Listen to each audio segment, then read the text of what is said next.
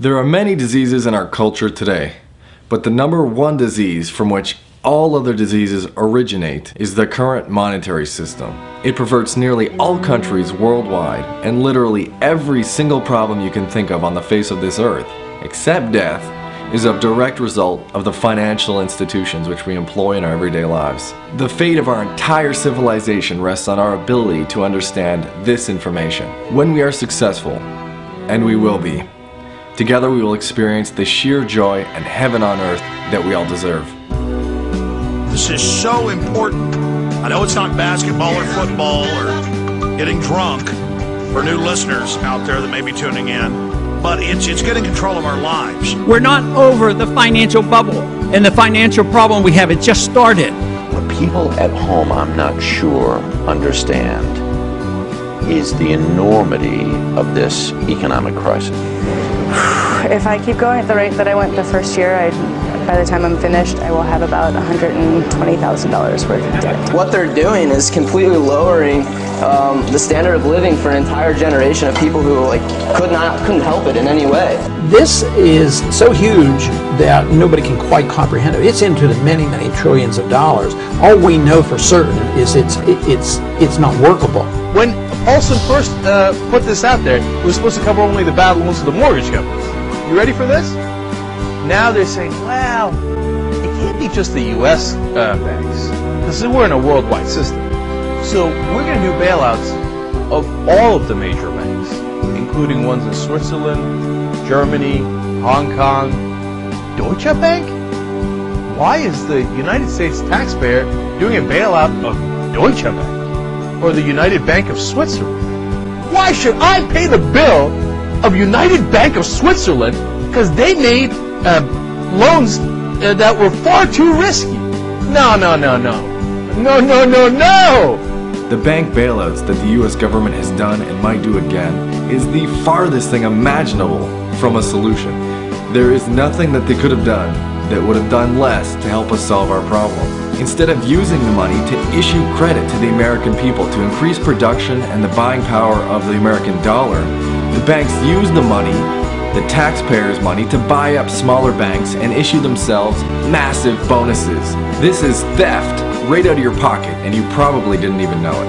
Well, right now banks get everything for free, and yet they claim they need a bailout. Well, how ridiculous can that be? It's rather sad that every time we have a financial crisis in the world, it's a group of bankers who are asked to come up with a solution.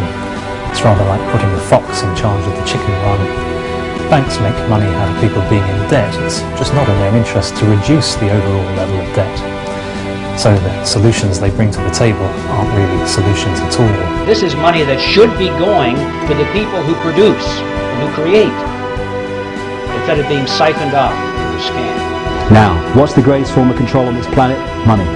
Once a person has all the money that they can possibly use for the material pleasures of life, what is right? Sure, power. Absolutely.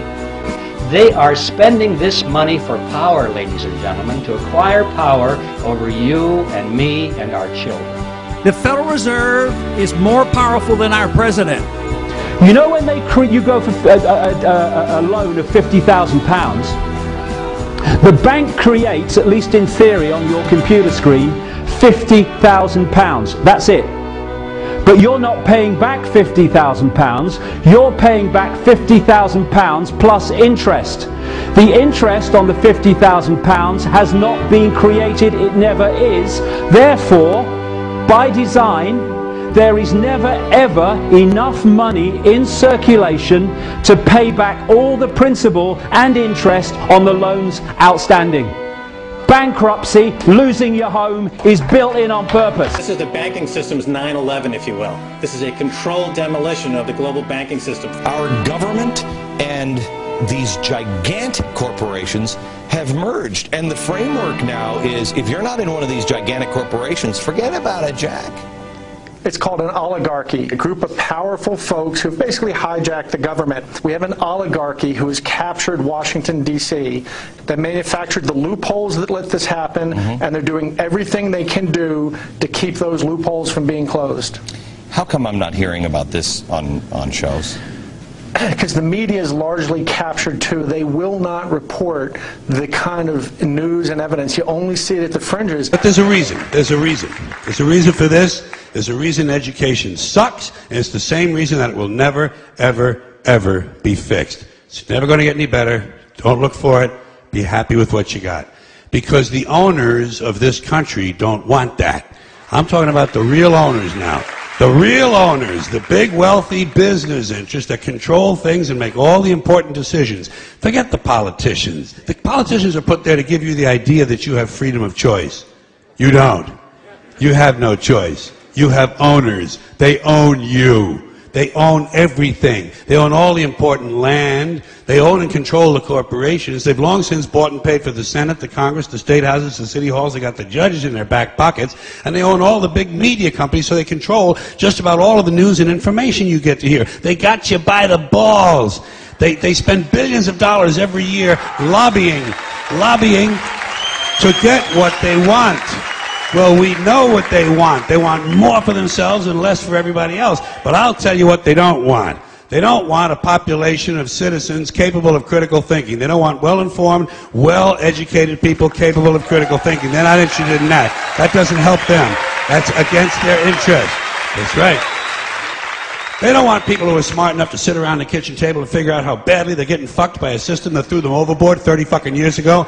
They don't want that. You know what they want? They want obedient workers. Obedient workers. People who are just smart enough to run the machines and do the paperwork, and just dumb enough to passively accept all these increasingly shittier jobs with the lower pay, the longer hours, the reduced benefits, the end of overtime, and the vanishing pension that disappears the minute you go to collect it. And now they're coming for your Social Security money. They want your fucking retirement money. They want it back, so they can give it to their criminal friends on Wall Street. And you know something? They'll get it. They'll get it all from you sooner or later, because they own this fucking place. It's a big club, and you ain't in it.